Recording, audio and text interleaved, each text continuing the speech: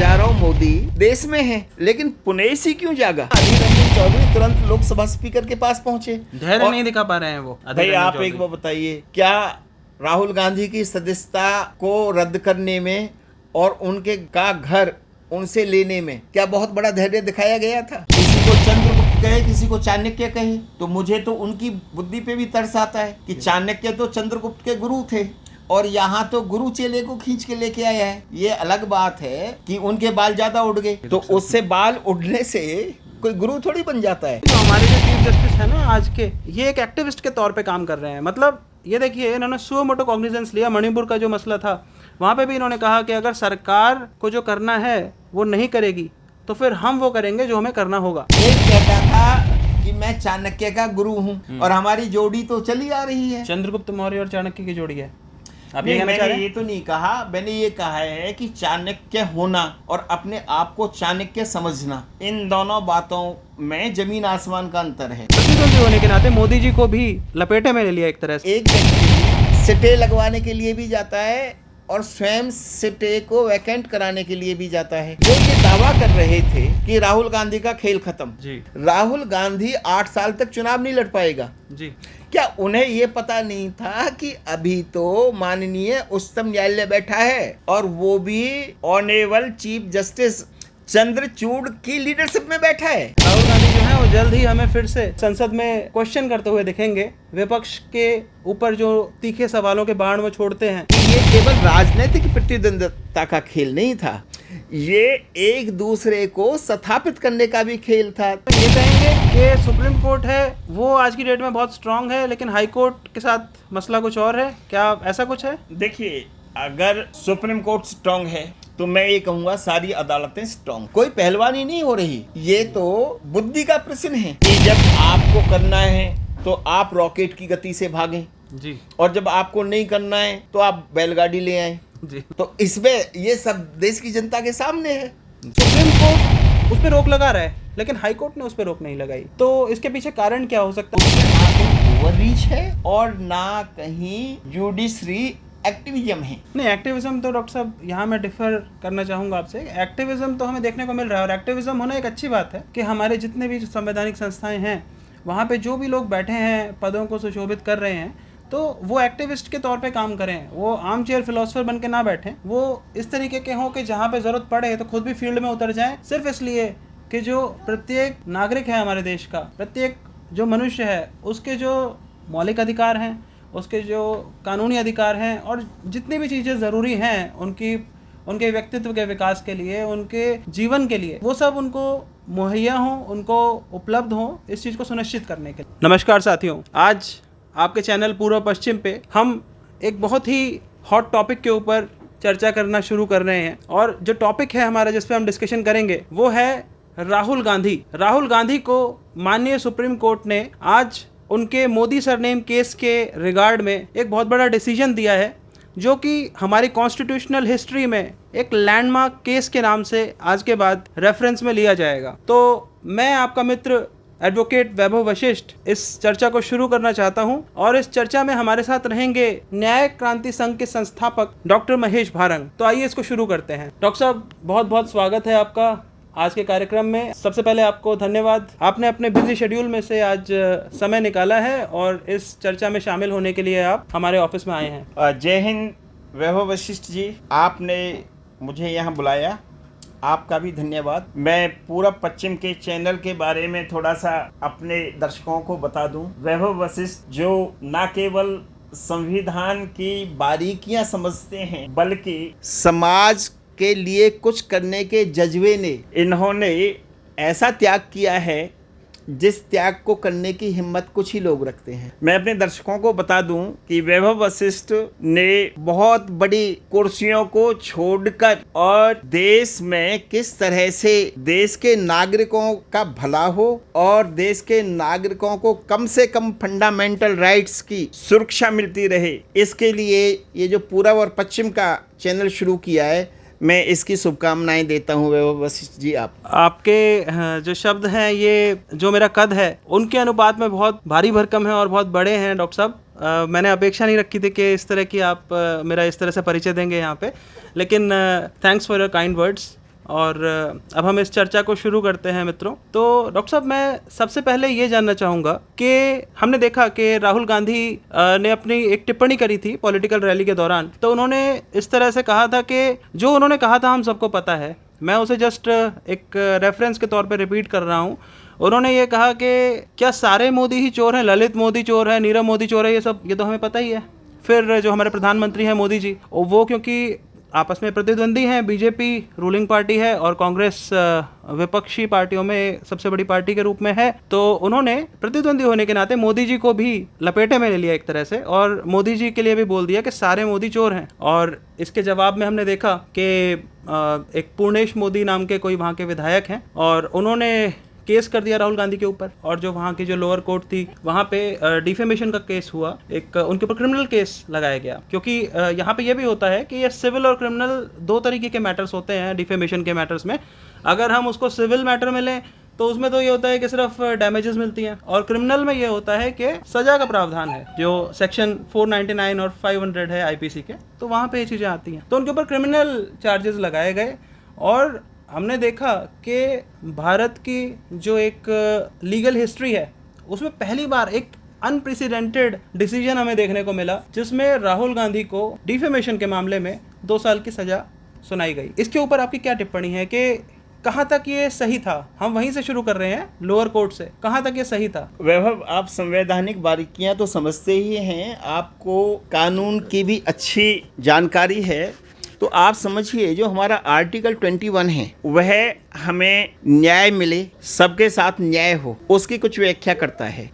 तो आप देखिए कि एक ट्रायल चला, और उस ट्रायल का जो बेस था वो बेस था एक पॉलिटिकल रैली में एक बहुत बड़ी पॉलिटिकल पार्टी के पूर्व अध्यक्ष का एक भाषण देना। वो एक भाषण था, और उस भाषण में उन्होंने जो भी कहा वो सबके सामने है, वीडियो अवेलेबल है। तो जब अब यह है राजनीति का खेल, आप समझिए कि मोदी क्या पुनेशी था? हजारों मोदी देश में हैं, लेकिन पुनेशी क्यों जागा? यदि आप अपना समझिए कि इस केस को प्रोसीड करने के लिए बीजेपी का पुनेश मोदी क्यों जागा, तो आप जानेंगे कि वास्तव में तो ये जो हमारे देश की 2 बड़ी राजनीतिक पार्टियां हैं, इनका ये केस एक राजनीतिक प्रतिद्वंदिता का खेल था ये सारा, आप ये कहना चाहते हैं? मैं इससे भी आगे कहना चाह रहा हूं कि ये केवल राजनीतिक प्रतिद्वंदिता का खेल नहीं था, ये एक दूसरे को स्थापित करने का भी खेल था। आप देखिए, नरेंद्र मोदी आज इतनी बड़ी संख्या में सांसदों को लिए बैठे हैं और पीएम हैं, और पुनेश मोदी जी एक विधायक हैं। अब बड़े नेता की नज़र में कैसे आया जाए? ये तो बहुत आपने पते की बात बोली है डॉक्टर साहब। मतलब ये तो एक ऐसा एंगल है जो मतलब जस्ट अभी हमारे, क्योंकि ये जो वार्ता चल रही है हमारी, इसी में निकल के आई है कि जो पूर्णेश मोदी हैं वही हाईलाइट हो गए इसमें राहुल गांधी की सहारे।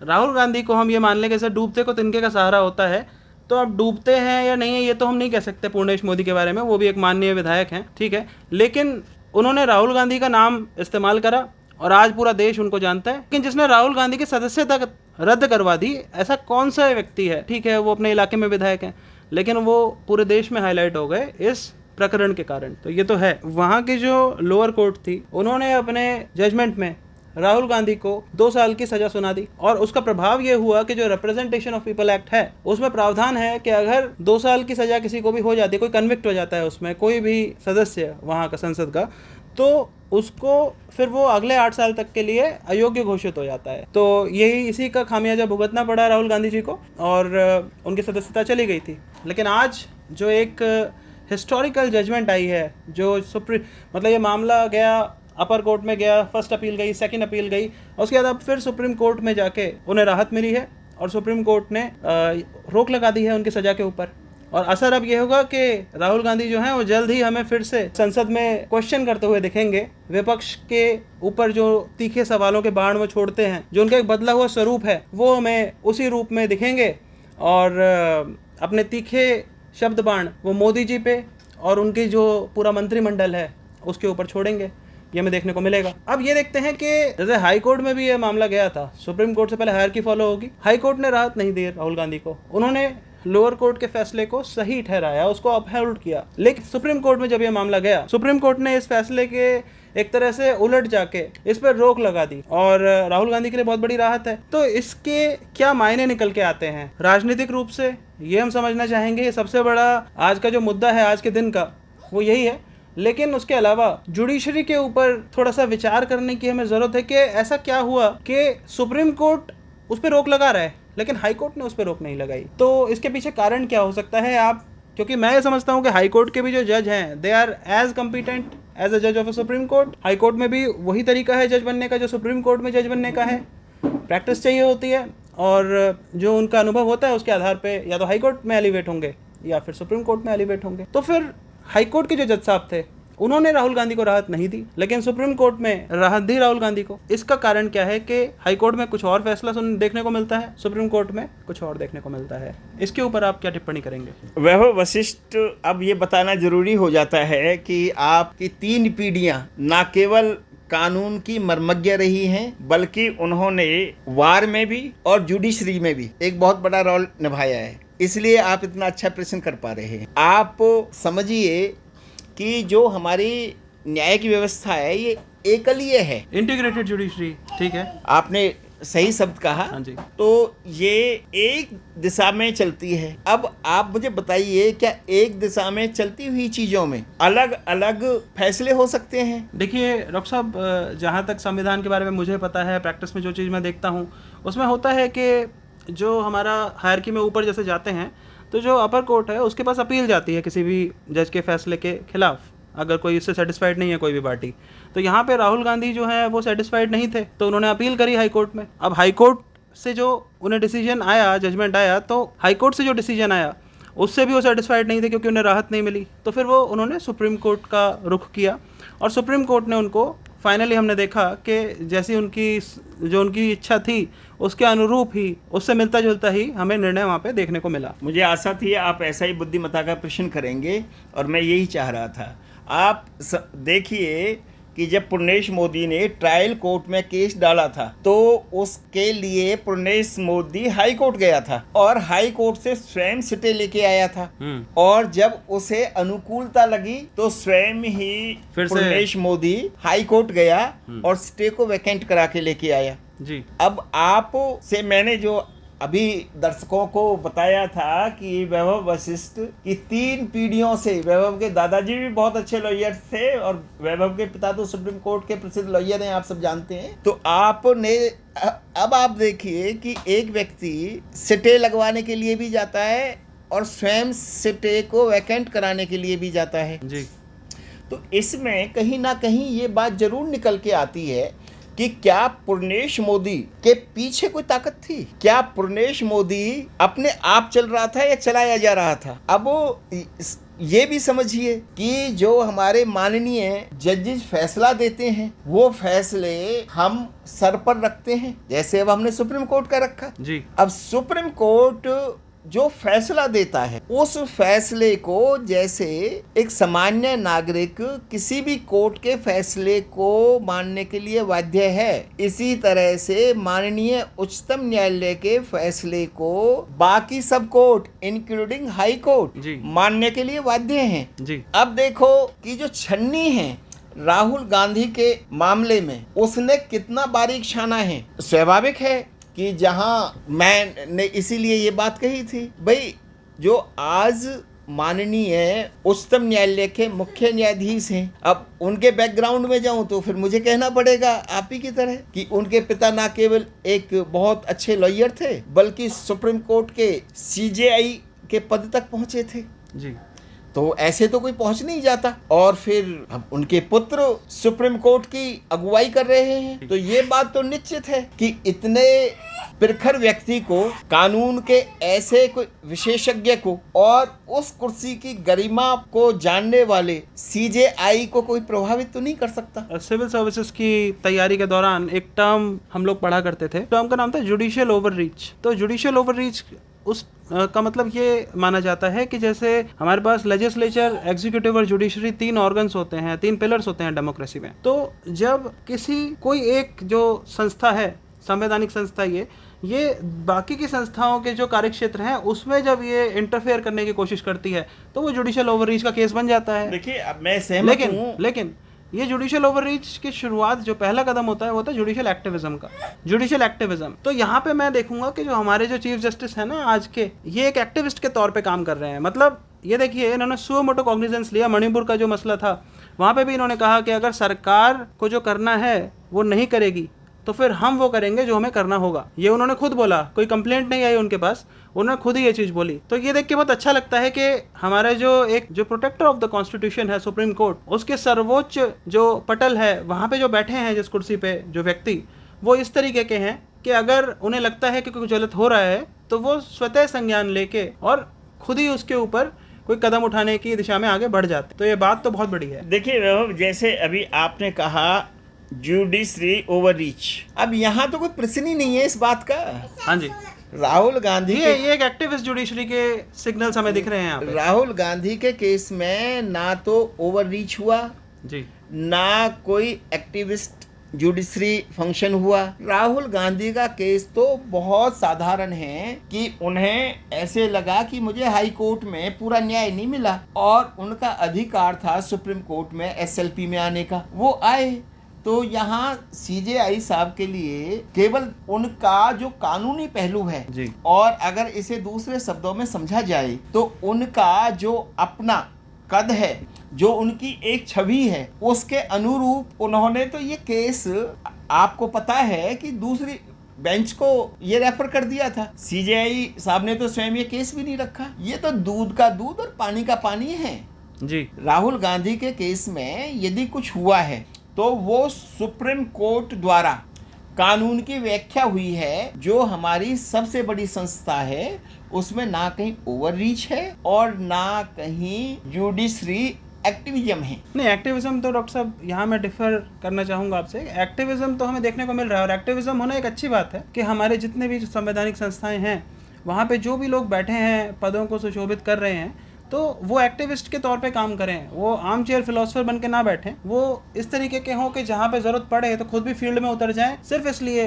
कि जो प्रत्येक नागरिक है हमारे देश का, प्रत्येक जो मनुष्य है, उसके जो मौलिक अधिकार हैं, उसके जो कानूनी अधिकार हैं और जितनी भी चीज़ें ज़रूरी हैं उनके व्यक्तित्व के विकास के लिए, उनके जीवन के लिए, वो सब उनको मुहैया हों, उनको उपलब्ध हों, इस चीज़ को सुनिश्चित करने के लिए। तो जितनी भी संस्थाएं हैं ये इसीलिए हैं कि व्यवस्था को सुचारू रूप से चलाया जाए और इन संस्थाओं में जो बैठे हुए हैं वो एक्टिविस्ट के तौर पे काम करें।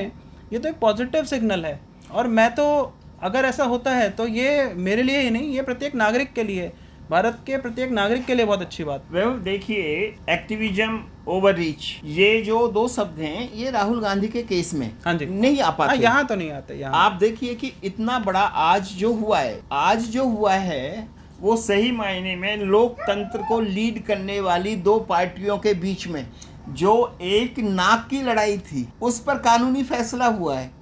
एक कहता था मैं चाणक्य हूँ, एक कहता था कि मैं चाणक्य का गुरु हूँ, और हमारी जोड़ी तो चली आ रही है। चंद्रगुप्त मौर्य और चाणक्य की जोड़ी है।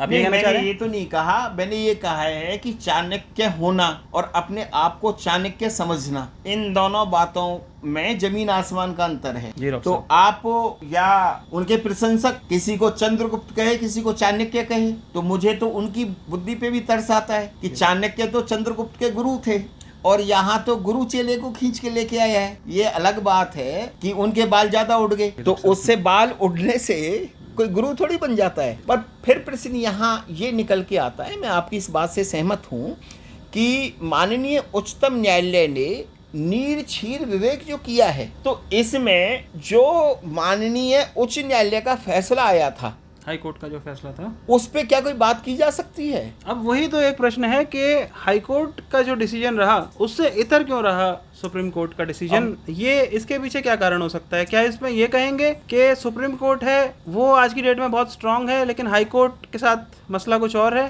क्या ऐसा कुछ है? देखिए, अगर सुप्रीम कोर्ट स्ट्रांग है तो मैं ये कहूंगा सारी अदालतें स्ट्रांग। कोई पहलवानी नहीं हो रही, ये तो बुद्धि का प्रश्न है, कानून और तथ्यों का प्रश्न है जी। अब इसमें बात केवल यह है कि सुप्रीम कोर्ट ने हाई कोर्ट के फैसले में इंटरवीन किया है। अब इस पर हम चर्चा करें या ना करें, इस पे तो चर्चा हो चुकी। सुप्रीम कोर्ट ने दोनों पक्षों की दलीलों को सुनकर और उच्च न्यायालय के डिसीजन को डिस्कशन करके ही तो अपना फैसला दिया है जी। तो उस पे तो चर्चा हो चुकी। मैं आपकी इस प्रश्न से बड़ा सहमत हूँ कि आप ये जानने का बड़ा प्रयास कर रहे हैं कि डॉक्टर साहब राहुल गांधी के साथ ये इतना बीता जी। राहुल गांधी को ट्रायल कोर्ट ने सजा दे दी, इतनी जल्दी उनकी संसद सदस्यता चली जी, गई, बहुत जल्दबाजी में उसके बाद उनका घर चला गया जी। उसके बाद एक परसेप्शन बनाई गई कि राहुल गांधी तो अब 8 साल तक चुनाव नहीं लड़ पाएगा। प्रधानमंत्री का दावेदार कौन है और इंडिया का? अब कांग्रेस के पास क्या प्रियंका के अलावा कोई बचा? जी। मैं आपकी इन भावनाओं से, आपके इन प्रश्नों से सहमत हूं कि हाँ, लेकिन आप मुझे ये बताइए कि जो ये दावा कर रहे थे कि राहुल गांधी का खेल खत्म, जी। राहुल गांधी 8 साल तक चुनाव नहीं लड़ पाएगा, जी। क्या उन्हें ये पता नहीं था कि अभी तो माननीय उच्चतम न्यायालय बैठा है और वो भी ऑनरेबल चीफ जस्टिस चंद्रचूड़ की लीडरशिप में बैठा है? तो जो चूक हुई है वैभव, वो चूक जैसे आपने देखा होगा कि कई बच्चे दिवाली से 5 दिन पहले पटाखे ले आते हैं जी। और वो पटाखे सील जाते हैं जी। तो जब दिवाली आती है तो हमारे यहाँ की आम बोलचाल भाषा में दर्शकों कहते हैं, आप सब इन बातों को जानते होंगे कि पटाखा फुस हो गया। ये वास्तव में राहुल गांधी को जो डैमेज करना चाह रहे थे केवल पूर्णेश मोदी के माध्यम से, उनका पटाखा फुस हो गया। ठीक है डॉक्टर साहब, तो मैं समझ गया आपकी बात। और वैसे भी हमें मतलब जो हमारी न्याय व्यवस्था है उस पर हमें पूर्ण रूप से विश्वास रखना चाहिए। और इस तरह के जब हमें अनुभव हमारे होते हैं, हम इस तरह की चीज़ें देखते हैं, ऐसे उदाहरण मिलते हैं हमें अपने समाज में, तो हमारा जो विश्वास है हमारी न्याय व्यवस्था पे वो और मजबूत हो जाता है। Notwithstanding the fact that we suffer, our judiciary suffers from pendency, long pendency of cases, तो वो सारी चीजें हैं, करेंगे कभी पेंडेंसी के ऊपर हम फिर कभी करेंगे। आज अब हम अपने centre of attraction Rahul Gandhi, जो who is the person of the day, आज सारा दिन उन्हीं के नाम है। हम जो अलग अलग मीडिया में अलग अलग चैनल्स हैं, अपनी अपनी निष्ठा के अनुसार वो अपनी अपनी तरह से इस चीज़ को प्रस्तुत करेंगे। देखो वैभव, मैं आपको जानता हूँ, ना तो आपकी किसी से निष्ठा है, ना किसी से दोस्ती है, ना किसी से बैर है। आपके जो प्रश्न हैं वो भी मौलिक हैं और यहाँ से जो जाएगा कम से कम पूर्व और पश्चिम चैनल से तो केवल और केवल तथ्य जाएगा या सत्य जाएगा। क्योंकि आप जिस कुल से आते हैं, जितना मैं जानता हूँ, उस कुल का तो मानना ही ये है कि भाई सत्यनिष्ठ होके कर्म करेंगे। कोई क्या लेके गया है, कोई क्या लेके जाएगा। तो ये जो आपका चैनल है, यहाँ से हम जो अपनी निष्ठा में लगा हुआ है उन्हें लगे रहने दो जी। भाई, एडवर्टाइजमेंट का भी तो सवाल है। जी जी, तो ठीक है। आप तो ये भी सब चीजों से उठे हुए हाँ जी, हो। मीडिया पे जो प्रश्न चिन्ह लगा हुआ है, जो आरोप लगते हैं विपक्ष के द्वारा, इस पे हम फिर कभी चर्चा करेंगे डॉक्टर साहब। अब हमारा जो है मेन जो क्वेश्चन है वो ये है कि जो राहुल गांधी हैं उनको फौरी राहत मिल चुकी है सुप्रीम कोर्ट से। बीजेपी की तरफ से जो राहुल गांधी को एक पप्पू के तौर पे ब्रांड करने का प्रयास अब तक रहा है, जो हम देख रहे हैं कि ये 10 साल से चल रही है चीज़। लगभग 9 साल तो हो गए हैं बीजेपी को सत्ता में आए हुए। तो राहुल गांधी पप्पू है, ये चल रहा है एजेंडा। और उससे पहले उस शुरुआत जो कैंपेन था वो पूरा पप्पू के अराउंड ही सराउंड कर रहा था, ये हमने देखा। तो अब क्या कहेंगे आप? राहुल गांधी को आज सत्ता पक्ष के द्वारा जो उन्हें आज तक भी पप्पू के रूप में जो प्रस्तुत करने का प्रयास रहता है, तो उस पर आपकी क्या टिप्पणी है? क्या वो कितने सहमत हैं आप इस बात को लेके आज की डेट में? जब हम देखेंगे भारत जोड़ो यात्रा, यहाँ फरीदाबाद से भी राहुल गांधी गुजरे थे, तो हमने वो भी देखा। तो एक वो राहुल गांधी जो पहली बार संसद का सदस्य बनता है और उसके बाद उनको ब्रांड करने की कोशिश की जाती है कि वो राजनेता के तौर पे एक उस तरह का उनका व्यक्तित्व नहीं है, सूट नहीं करता उनकी पर्सनालिटी को। और उनके लिए जो मैं टर्म है मैं दोबारा रिपीट नहीं करना चाहता किसी भी, क्योंकि हर व्यक्ति का सम्मान होता है, चाहे वो बीजेपी का हो, चाहे वो कांग्रेस का हो, चाहे किसी भी दल का हो। तो वो हमारे एक प्रधानमंत्री पद के दावेदार जो हैं उनमें से एक है राहुल गांधी जी। तो उस टर्म को तो मैं यूज़ नहीं करूँगा, लेकिन मैं आपसे ये पूछना चाहूँगा कि आप कितने सहमत हैं इस बात से कि क्या बदलाव आया है उनके व्यक्तित्व में? आज जो माननीय सर्वोच्च न्यायालय का फैसला आया है मोदी सरनेम केस में। तो उसके बाद राहुल गांधी के व्यक्तित्व के ऊपर क्या टिप्पणी है आपकी? प्रधानमंत्री का चुनाव है आज से 8 महीने बाद, हम अप्रैल में देखेंगे। ये अभी 4 महीने इस साल के बचे हैं और 4 महीने उस साल के, यानी 8 महीने। तो 8 महीने बाद आम चुनाव है और उसमें अब हम समझ सकते हैं कि प्रधानमंत्री के दावेदार इंडिया की तरफ से राहुल गांधी जी होंगे। और उनके व्यक्तित्व के ऊपर क्या आपकी टिप्पणी है इस सब के बाद, जो उन्होंने ये सब देख लिया इतना कठिन समय? देखिए वैभव, किसी को किसी नाम से पुकारना, ये पुकारने वाले का विवेक ज्यादा होता है, उसकी सोच पर निर्भर करता है कि वो किस तरह का संबोधन किसी को देता है। तो मैं नहीं समझता कि किसी को अगर किसी तरह का भी संबोधन दिया जाए उससे उसके व्यक्तित्व पर कोई प्रभाव पड़ता है। इससे बड़ी बात यह है कि जब से कर्नाटका कांग्रेस जीती है तो कांग्रेस के वर्कर में एक बड़ा जोश है और उस जोश का ही परिणाम ये निकला कि जो नाम कांग्रेस ने चाहा उस नाम की छतरी के नीचे लगभग सभी विपक्षी दलों को इकट्ठा होना पड़ा, क्योंकि सभी और अन्य दल ये जानते हैं कि कांग्रेस ही वो छतरी है जो तुम्हें सत्ता में लेके आ सकती है। अब रहा सवाल प्रधानमंत्री बनने का या ना बनने का, ये तो देश के वोटर निश्चित करेंगे। लेकिन मैं ये कह दूं कि all is well that's ends well. आप ये देखिए कि कई महीने से जो ये चर्चा चली आ रही थी कि राहुल गांधी अब चुनाव नहीं लड़ सकेंगे, सांसद नहीं बन सकेंगे, पॉलिटिकल करियर लगभग खत्म ही हो गया है, इस तरह की खुशियां मनाई जा रही थी, आज उस पर एक अल्प विराम लगा है।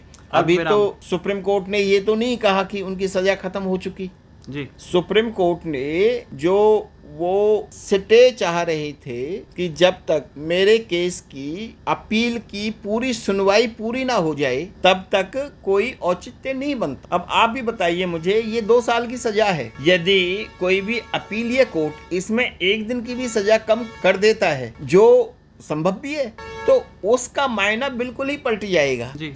सुप्रीम कोर्ट ने अपने पूरे विवेक का और तथ्य और कानून का, संविधान और परंपराओं का इसमें एक समायोजन किया है। अब स्वाभाविक है भाई, जो कांग्रेस के सदस्य हैं, कांग्रेस के लीडर हैं, उनके लीडर के लिए खुला मैदान मिल गया, उन्हें लड़ने का एक अवसर मिल गया। तो मैं तो समझता हूँ, मतलब इसमें हम ये निकालें इसके मायने कि पहला जो इसका असर पड़ेगा वो ये है कि कांग्रेस का जो काडर है उसमें एक नए प्राण फूंक दिए हैं इस निर्णय ने, जो एक फौरी राहत मिली है उन्हें। जो अभी आप पूछना चाह रहे थे जी, वो अधीर रंजन चौधरी वाली बात, वो बिल्कुल सत्य है। अधीर रंजन चौधरी तुरंत ही लोकसभा स्पीकर के पास पहुंचे हैं और उन्होंने कहा कि जी साहब, अब तो दूध का दूध और पानी का पानी हो गया। जितनी आपने चपलता दिखाई उनको अयोग्य घोषित करने में, उतनी ही चपलता अब भी दिखाएं फैसले को वापस लेने में। मैं आपकी उसी बात को आगे बढ़ा रहा हूं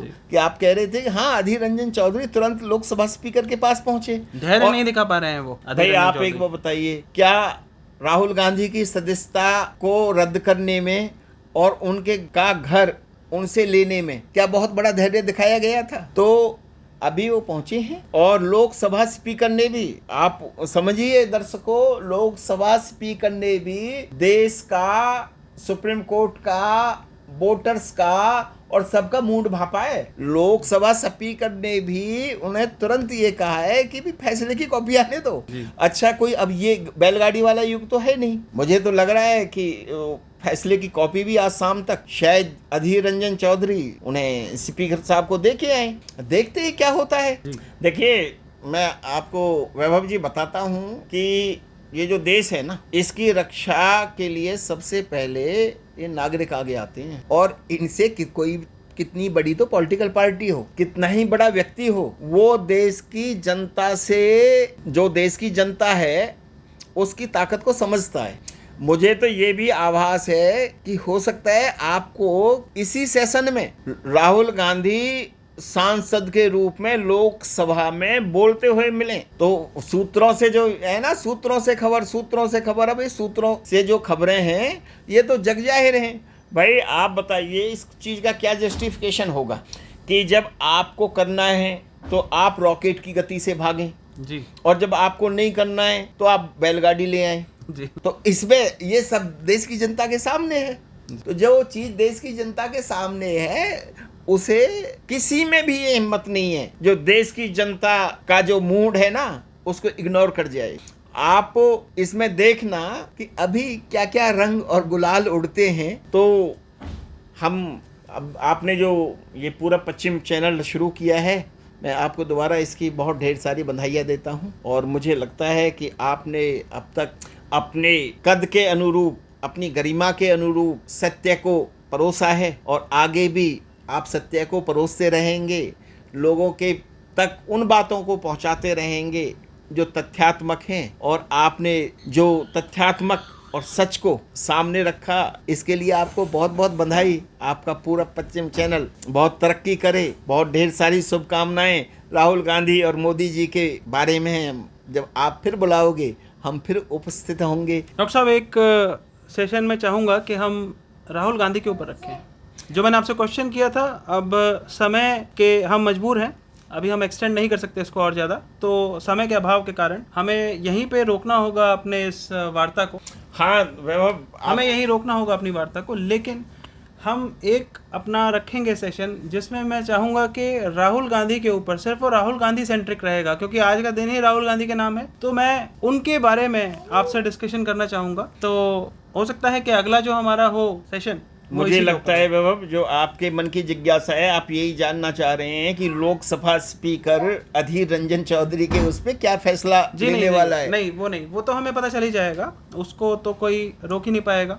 जैसा भी होगा वो हमें दिख जाएगा। लेकिन यहाँ पे मैं ये समझना चाहता हूँ कि जैसे राहुल गांधी को पप्पू ब्रांड करने का प्रयास किया जा रहा है पिछले 10 साल के आसपास से और उससे भी पहले से, और आज वहाँ से निकल के इतने कठिनाई भरे रास्ते से वो निकल के आए हैं, और आज हमें जो उनके पक्ष में एक फैसला देखने को मिला है, उसके बाद राहुल गांधी का जो कद है वो क्या हो गया है। और आज क्या किसी में क्या कोई मतलब अपने जैसे कोई उनको बोलते, जिस तरह की टर्म यूज़ करते हैं उनके लिए पप्पू उन्हें कहा जाता है, तो क्या ये जस्टिफाइड है? क्या आज की डेट में वो वही पप्पू हैं जो 10 साल पहले शुरुआत की गई थी उन्हें बोले जाने की, या फिर वो भारत जोड़ो यात्रा के बाद जो उसका परिणाम कर्नाटक चुनाव में हमें देखने को मिला, साम दाम दंड भेद जो भी अपनाया गया, विपक्ष यही बोलता है कि मुफ्त की रेवड़ियां बांटने की कोशिश की गई, घाटा होगा राज्य को, कर्नाटक को, जो भी है, लेकिन उसके बाद राहुल गांधी आज क्या हैं? तो इसके ऊपर मैं एक डिस्कशन आपसे चाहूँगा और मैं आपसे प्रॉमिस लेना चाहता हूँ कि आप इस पे मेरे को समय देंगे और हम इसके ऊपर करेंगे डिस्कशन। हाँ वैभव, आपको बहुत शुभकामनाएं और आपके चैनल को भी बहुत शुभकामनाएं हैं। जो जीता वही सिकंदर।